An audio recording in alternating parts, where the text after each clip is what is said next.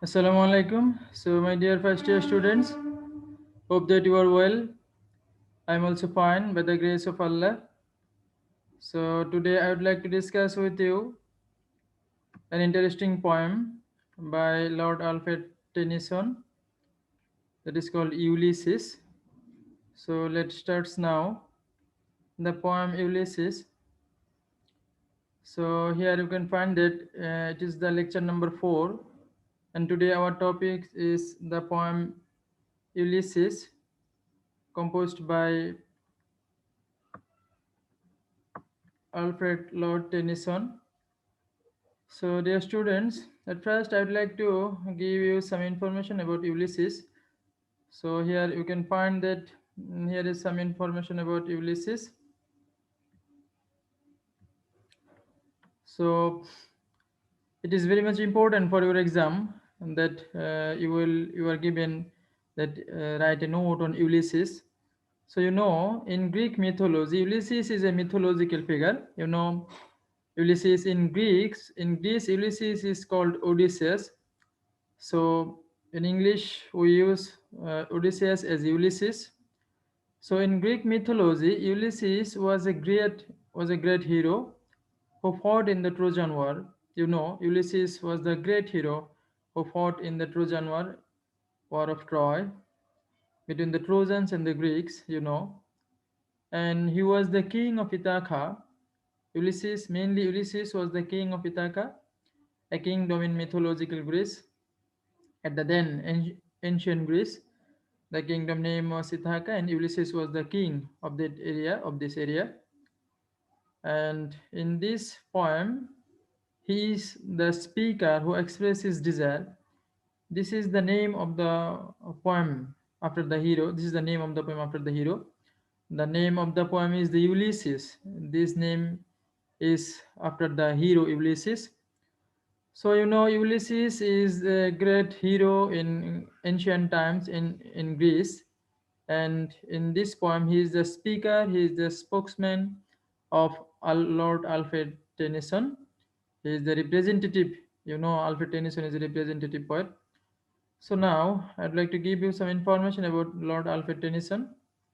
So Tennyson is one of the major Victorian poets. Here you can see, here you can find that Tennyson is one of the major Victorian poets.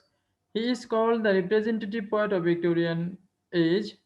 If anyone asks you why he is called the representative poet, then what is the answer? Why he is called a representative poet? The answer is here because he represents his age in his poems, in his writings. Mainly, Tennyson represents his age, the crisis. He represents the Victorian spirits in his writings, mainly in his poems. So, Tennyson is a Victorian poet. He is an influential, most important Victorian poet, and he is called a representative. But he was also a poet laureate at that time of Queen Victoria. So Ulysses is one of his immortal creations, where he shows the Victorian spirit. What are the Victorian spirits? What is Victorian spirits? The desire of the Victorian people. The desire of the then Victorian people is called the Victorian spirit.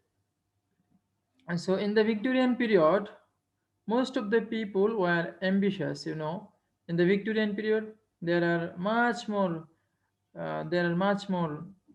adventure. There are much more advances in the field of science, in the field of technology, and in also in the field of industrial revolution, industrial area, and geographical geographical discoveries also happen in the time of Victorian age, in the time of Victorian period. So in that time, the people were very much ambitious. The people believe in action. The Victorian people are very much interested in action. They hated inactive life, lethargy life, lazy life. They believed in action. So not in living only. They never believed that life is not only for living only. Life is for action.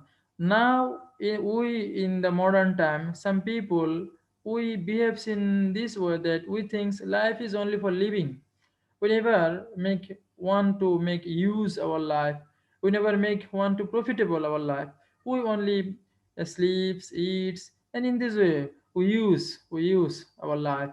But in Victorian period, the people of the Victorian period, they never believe that. They never think that life is only not for living. They believe that life is for action. They believe in action. They want to discover something new. They want to know the unknown, to see the unseen. They want to discover, they want to explore something new. So in this way, they have the passion for knowledge. And the Victorian people has also passion for knowledge, for adventure. They have passion for adventures. These are the Victorian spirits. These are the Victorian spirits. This is also Renaissance spirit also, and for exploration. So these desires are mainly highlighted in this poem Ulysses. So Tennyson very nicely combines all the spirits of Victorian people through the character of Ulysses. The main character of the poem, the only speaker of the poem is Ulysses, and the poem is named after the hero Ulysses. In the poem Ulysses, this is the name of the poem Ulysses. The name of the poem is Ulysses, and the hero, the speaker of the poem is also Ulysses. So the finest Ulysses is the finest example of dramatic monologue. It is very much important in Victorian age. Tennyson, Robert Browning, they write mainly dramatic monologue. This is the invention of Victorian age, the dramatic monologue. So Ulysses is one of the finest, is one of the most important dramatic monologue in the history of English literature. So dear students, I would like to give you some information here about Alfred Lord Tennyson. So you know that Tennyson is a Victorian poet. He was a poet laureate of the Queen Victoria, and he is called representative poet because he represents his age, he represents his time, he represents the crisis of the people, the desires of the people of that time, of his time. That is why he is called representative poet. So already you have known about Ulysses. I replied it. Already you have known about Ulysses was a great hero in ancient time, and he was the king of the Ithaca in ancient Greece. And in this poem, he is the speaker. Ulysses is the speaker. He is the spokesman of Alfred Lord Tennyson in this poem. And he has a son named Telemachus. His wife name is Penelope. So they are the character in this poem mentioned. So now I'd like to discuss with you what is dramatic monologue. You can know you here you are known that Ulysses is the finest example of dramatic monologue. So what is dramatic monologue? I'd like to discuss with you what is dramatic monologue. So dear students, if you listen to this lecture attentively, you will be able to prepare an answer, broad question answer. What is dramatic monologue? And evaluate Ulysses as a dramatic monologue. What is dramatic monologue? And evaluate Ulysses as a dramatic monologue. You can arrange the answer of this question very easily, inshallah, if you listen to this lecture attentively. So here, what is dramatic monologue? So you here you can find that the dramatic monologue is a lyrical poem in the form of a speech where a single speaker speaks in front of listener or some listeners. It is called dramatic monologue. It is called dramatic because it begins dramatically or abruptly, and in the development of thought of the poem, it takes several sudden turns which gives a dramatic dimension in the poem. What is drama? And drama is the presentation of life in action. Mainly, drama is the representation of life in action. So there are so many dramatic incidents, so many dramatic turns in the drama. So in these types of poem, in dramatic monologue, we also find a sudden turns that gives a dramatic dimension in this poem, in these types of poem. That is why this types of poem is called a dramatic monologue. So it is a psychoanalytical poem. Dramatic monologue is a type of psychoanalytical poem. It is very much important. So here you can find that dramatic monologue is a type of lyrical poem, and in this types of poem is in the shape of a speech. Here a single speaker speaks, and there are so many or a or some listeners, and these listeners are silent. Maybe they're silent. And why it is called dramatic? Because it it starts dramatically, it starts abruptly, suddenly, and there are so many sudden turns in the development of thoughts. That is why it is called a dramatic monologue. So dear students, you can memorize, you will memorize the definition. So again I repeat that what is dramatic monologue. You know that dramatic monologue is a type of lyrical poem where a single speaker speaks. The single speaker is must. Where a single speaker speaks and there are a listener or so many or some listeners, but the listeners quality is that they are silent. The listeners are silent, they only hear silently, they have no reaction to the speaking of the speaker. They only listen the speech, the listen the incidents what happens. And this is also soul analytical poem, psychoanalytical or soul analytical poem. In these types of poem we find that the writer through the character analyzes what happens in his inner soul, what happens in his soul.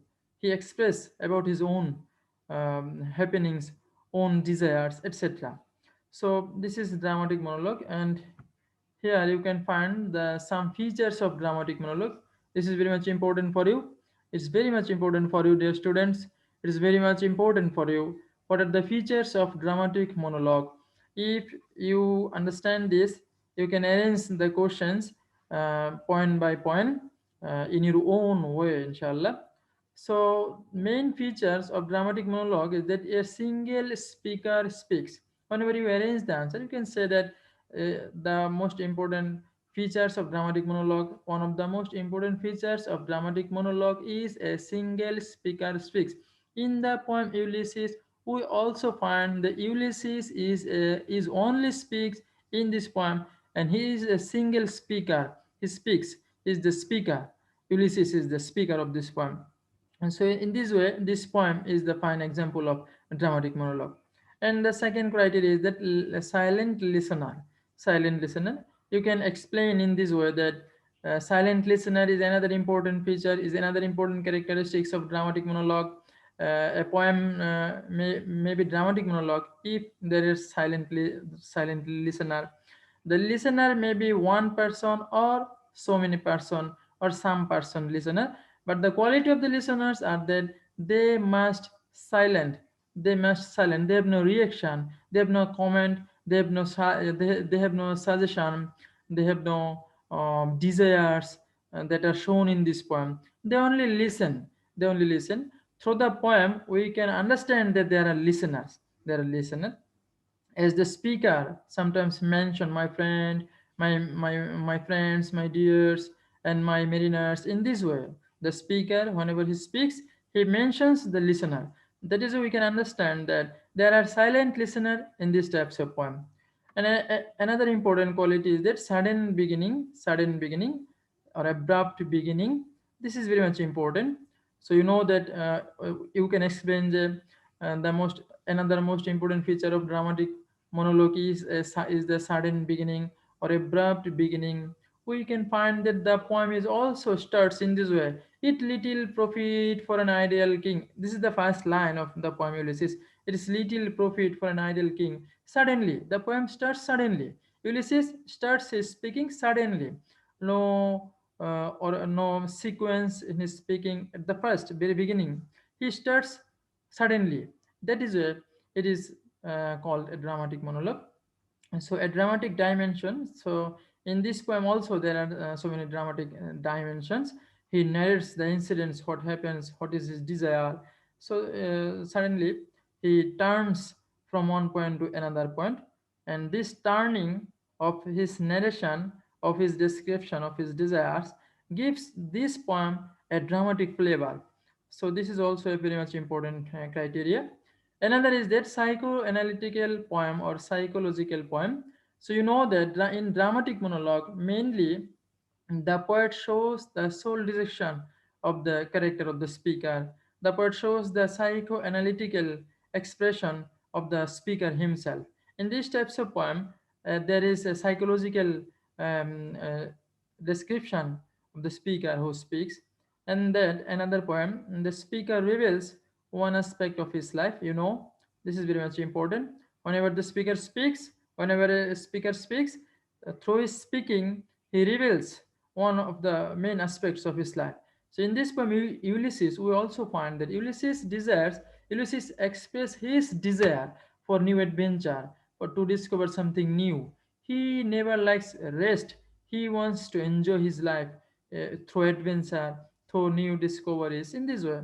So this is his desire to enjoy the life to the utmost level, to the highest level. This is the desire of Ulysses. So this is also a very much important feature of dramatic monologue. And another is that lyrical. The poem must be lyrical.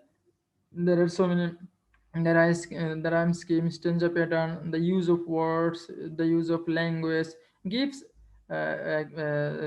helps the poem to be a lyrical poem. So these are the features of dramatic monologue here you can find. So dear students, so again I would like to repeat that Ulysses, this poem is about Ulysses. Ulysses was a great hero, and Alfred Tennyson is representative poet of Victorian age. So he shows in this poem the Victorian spirit, Victorian desire, what the Victorian people wants, what the Victorian people believes, what was the lifestyle of Victorian people.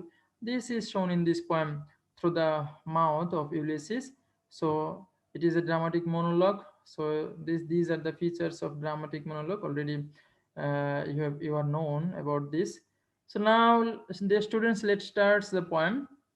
So this is the poem Ulysses. So by Alfred Lord Tennyson. Here is a picture you can find here. So the main issues. What are the main issues of this poem? Before starting the poem, I would like to discuss with you what are the main issues of this poem. The students, you can find here that, and the central theme of Ulysses, the central theme of this poem is that there is a search of adventure, experience, and meaning which makes life worth living. Here, Ulysses searches the meaning of life. He wants to make his life meaningful. He never wastes a single moment from his life. He wants to fruitful every moment of his life. This is the main theme of the poem Ulysses. So Tennyson used Ulysses as an old adventurer. Here we find that Ulysses is an old adventurer. He is very much old, aged person. Though he is an aged person, but in will, physically he is aged person, but in will he is a young, very much young person. So unwilling to accept the settling of the old age. This Ulysses, the hero Ulysses, never wants to surrender to his old age. He never wants to settle his life in his old age. He has a longing for one more quest. He has a more quest. So this is explained in the first stanza, and then the second section of the poem we find Ulysses implies that Telemachus, his son Ulysses' son's name is Telemachus. He believes that Telemachus is better fitted to be the king, which requires more governance, discipline, and patience. And Ulysses, is better fitted to be an adventurer. So this is what he means when he says he works his work, I mine. That means he thinks that Telemachus is enough to run his present kingdom. So he wants to start a new adventure, to discover something new. And that is why he speaks to his mariners, to his friends who were with him in the travel of in the journey to the Trojan War. So these are the themes, and these are the main issues of this poem. So one might think that you will read it. I cannot discuss. I don't like to read this from the slide. You will read this. I'd like to discuss with you another things. These are the important lines, very much important lines. In the first section, he says these lines: "How dull it is to post." Next, I will discuss with you the lines. So here he can say that the life is meaningful only if there is some quest. This is the belief. This is the belief of Tennyson mainly. This is the belief of Victorian people mainly. And Ulysses here works as a mouth speech, as a spokesman of the Victorian age, Victorian spirit. The Victorian people believe that life is meaningful only if there is some quest. Is in life there is some quest. If in life there is a desire, a strong desire, then life is meaningful. Otherwise, life is not meaningful. So this is the issues of this poem. So there are some discussion here. In the last section, he also says, "You will read it. You will read it. Very easy. These are very easy. You will read it." So, dear students, now we can start the poem. We can start the poem. So, I will read the last section. Their will to seek adventure will overcome what limits age has brought upon them. Ulysses is not satisfied to sit and contemplate on his past adventures, and he is somewhat egotistical, but that egotism is secondary to his deep desire for adventures. In other words, I don't like to read this. You can read it in your home through seeing the slides. So let's start the poem, my dear students. I would like to start a brief, a brief explanation, a brief reading of the poem Ulysses. So here you can find a picture. Here you can find a picture that a little child, very little child, try to drink. He tries to drink the last drop, the last drop from this bottle. So if you think that this is your life, and you can enjoy this, you can enjoy this. So this is an image, this is a picture.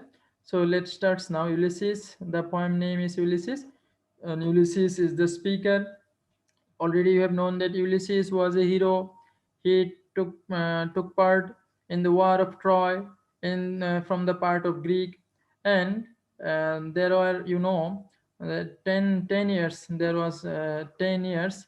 The Greek fights with the Trojans at least 10 years, and after 10 years, the Greeks won in that battle, and then the Greek soldiers return in Greece. This returning journey of Ulysses and other soldiers took 10 years. So they fought 10 years, and whenever they returns their home, it took 10 years. So 20 years. So after 20 years, when Ulysses returned from Troy to Greece, and whenever he returns in his kingdom Ithaca, he find that he is not suitable. This kingdom is not suitable for him. He starts the poem. It little profit that an idle king. Here he compares king with an idol. He mentioned king as an idol. It little profits that an idle king by this still heard among these barren cards matched with an aged wife. Now he find that his wife become aged.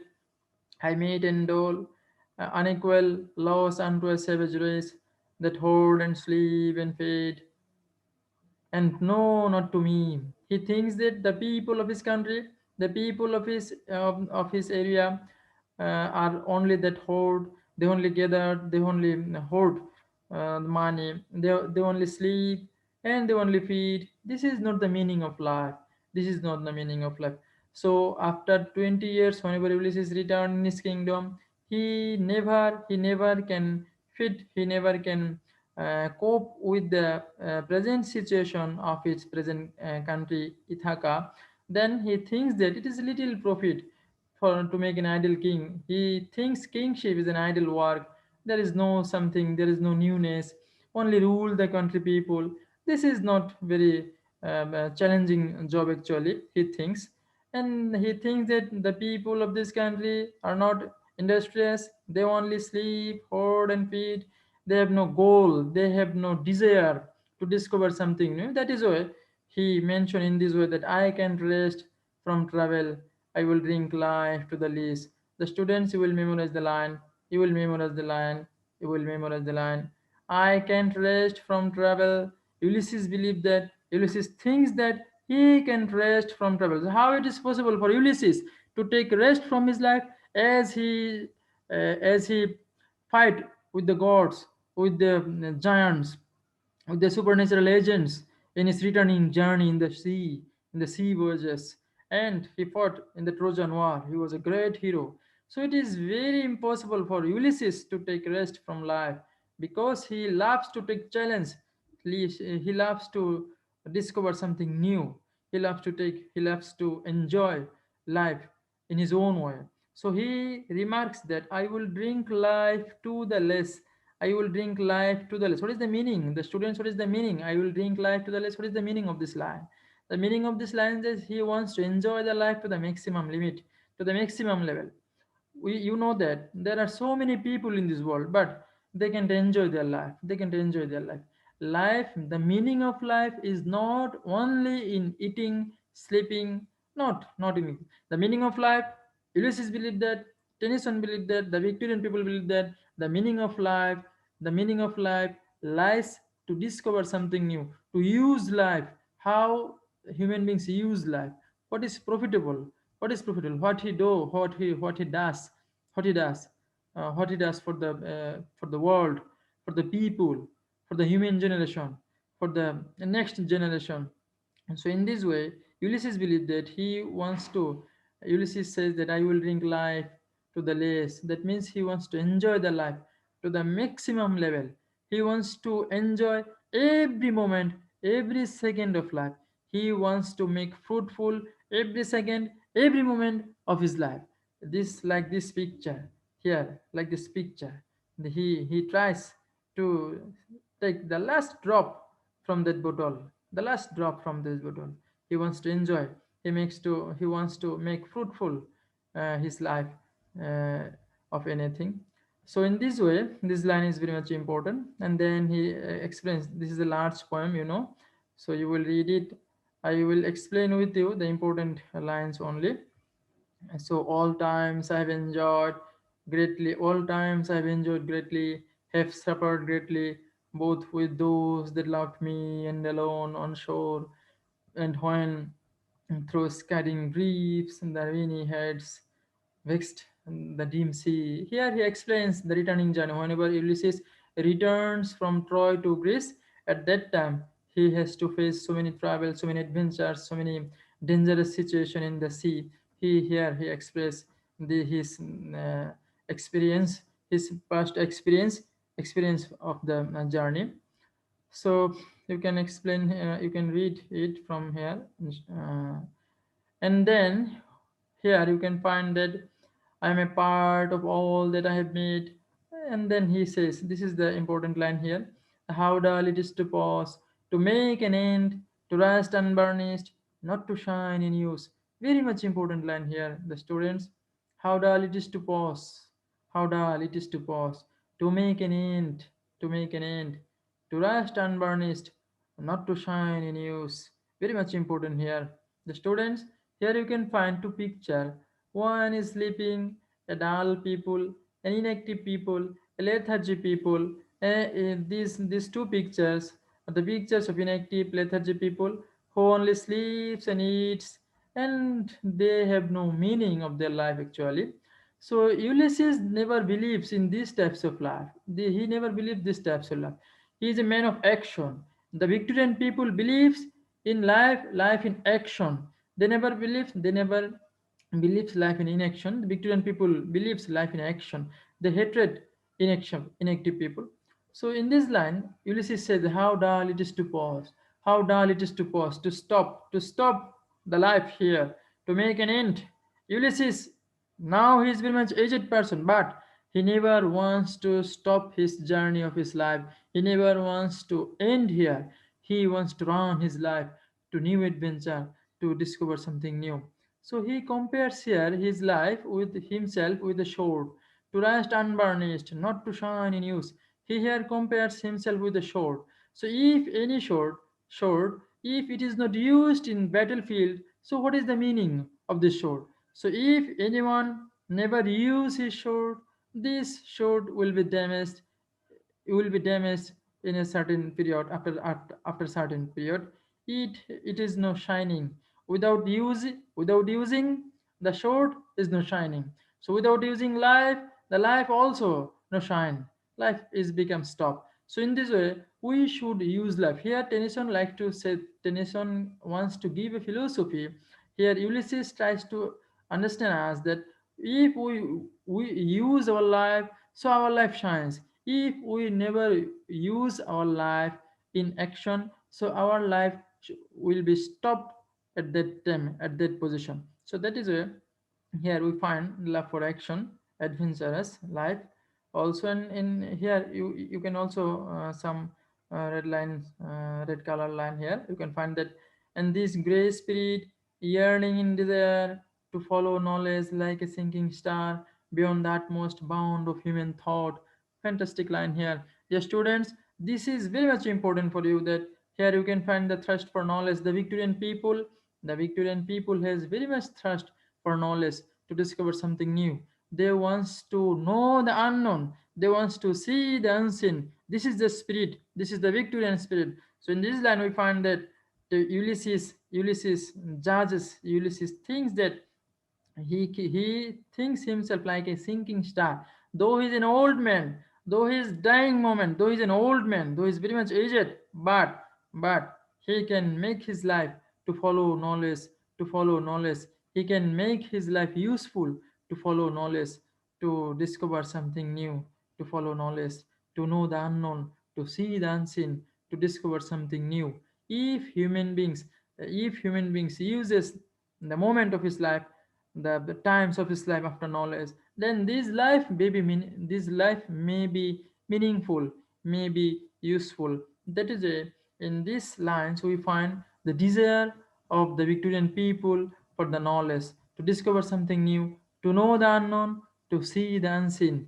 And that is a, in this way they wants to enjoy their life. The Victorian people wants to enjoy their life actually. So here are some lines. Here you can find that this is my son, mine own Telemachus. He can say that my son Telemachus, but he uses mine own Telemachus, mine own Telemachus. Here we find that Telemachus is the son of Ulysses. Ulysses believed that to whom I leave the scepter and the Isle means island, the kingdom. He believed that his son Telemachus is enough. His son Telemachus is a perfect people, is a perfect man, is a perfect representative to rule this country, to rule these types of people. So he may starts a new journey, a new adventure. That is why he encourages here. He encourages here to his ex mariners, to his ex friends, ex colleagues in the time of Trojan War, and that is why here he expressed in this way.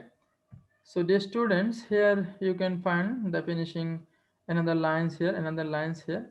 So there lies the port. In this way he says, for instance, you and I are old. You, here you. Dear students, listen to me, dear students. You, here he mentioned you. By you he mentions, by you we can understand there are some listener here. This poem is a dramatic monologue. In dramatic monologue, you find, you know, listener is must. So by you, by using word you, we find that here are some listeners. And Tennyson's mouth speech Ulysses here mentions his friends, his co-friends, ex-friends. You and I are old. We are old. Now we are old. So old age hath yet his honor and his toil. So old age has its honor. Old age has experience. Old age has experience. Old is gold. You know, old is gold. You know, we know that old is gold. Why old is gold? Because old ages has some experience, and through this experience, they can do better for the next generation. And so in this way, and these lines are very much important here. Very much important line here. He says that death closes all. Death closes, we know, death closes all. But before death, but before death, we have some duties to do for the generation, to do for the world, to do for the next people, for the next world. He says that death closes all, but something at the end, some work of noble note may yet be done. Wow, what a fantastic line here! What a fantastic line, dear students. You can find that he says that some work of noble note may yet be done. The some work of noble note may yet be done. Some work of noble note may yet be done. Here Ulysses says that death closes all. Every human being in this world must face death. But before death, we have some responsibilities. We have some duties to discover something new. We have some responsibilities to do something better for ourselves and for the world, for the people of this world. That is it. Before death, we have something. We have some duties to do some noble works, to do some noble work for the people of this world. So there, here we find the desire of new adventure in search of new experience. Here you can find a picture here that here you can find a picture. A man is standing here, and it seems to us that he desires for something new. He desires for something new for this world. So this is very much important line from your book. In from explanation part, you will try to understand this. And another some lines here. So here you can find a picture here. The surrounding furrows for my purpose holds. In the last line here you can find that but strong in will, made wake by time and fate. What a fantastic line. We are one equal temper of heroic hearts. What a fantastic line here. The student says that we are not now that strength which in old days. Ulysses express his own situation that we are not now that strength which is old days. You know that in old days there is no physical strength. In old days, old people loses their physical strength. It is very easy, it is very common. But moved earth and heaven, moved earth and heaven, that which we are one equal temper of heroic hearts, but they have heroic hearts. They have no strength physically, maybe, but they have strength in their hearts, in their mind. He says that made wake by time and fate, by time and fate they become wake, maybe, but by time and fate human beings may become old, very much old. By time and for fate, by facing time, human beings become losses their physical strength, physical beauty, a physical charming quality. But Ulysses believed that, but they have heroic hearts, they have strength in their mind, but strong in will. What a strong line, what a fantastic line, what a philosophical line, the students. But strong in will. He tries to say that we are old in physical, but no, we are not old in our will. In our willpower, we are very much strong. We are very much strong. And in the last line, he says that, what a fantastic line. He says, to strive, to seek, to find, and not to wield. This line, in brief, this line is a Victorian spirit. He wants to say that to strive, they wants to struggle more. They wants to struggle, to seek. Why they struggle? To seek, to find. Here he uses seek and find. That means discover and invention. Discover and invention. They wants to discover and they wants to invent something new. So this is the spirit of Victorian people. The Victorian people wants to struggle in their life. They wants to struggle in their life. They wants to search newness. They wants to search new knowledge. They wants to search new geographical areas in this world. They wants to search some new knowledge for the betterment of human generation. So that is where the line explains. In brief, the line express the whole Victorian spirit. In a single line can express the whole Victorian spirits. Here the poet finished the poem in this way: to strive, to seek, to find, and not to yield. And the human beings never and ever, they never want to yield, they never want to surrender anything. They never want to surrender anything. So Ulysses believed that Ulysses said that he wants to strive, he wants to seek, he wants to find something new, and he never wants to surrender. He never wants to surrender to life. He never wants to surrender to life. Rather, he wants to use his life. He wants to enjoy his life. He wants to make fruitful every second, every moment of his life. So, in this way, we find the Ulysses is a fantastic poem where the poet shows the Victorian spirit very nicely, very nicely. So you in this poem, I hope that you will understand that Ulysses was a great hero. Ulysses was a great hero in ancient Greek time, and he was the king of Ithaca. Whenever after 20 years he returned from Troy to his country, and returning his country, he find that this life is very much ideal, so he wants to start a new journey. He wants to start a new journey. So in this way, he wants to discover something new. So this is the desire of Ulysses here. So the students, what is a dramatic monologue? You can find here, analyze. Already I have discussed what is dramatic monologue, and analyze Ulysses as a dramatic monologue. If you wants to arrange the question, you will help. You can take the help from the slides. From the slides, so in this way, you can arrange this question. It's very easy for you. And uh, another question is that comment on Ulysses, unquenchable thirst for knowledge and adventure, Victorian spirit. Already I have discussed in this poem. So if you take the marked red marking lines, you will find the answer of this question. So dear students, in your home, it is your homework. It is a homework that you will try to make the answer in your own way. What is dramatic monologue? So already you know that. What is dramatic monologue? Dramatic monologue is a type of poem where a single speaker speaks and there are some or a single silent listener. And there are some criteria, and you will say that this all types criteria we find in the poem Ulysses. So it is a finest example of dramatic monologue. So and thirst for knowledge and adventure. You if you take help the marking line, you will get the answer of this types of this question.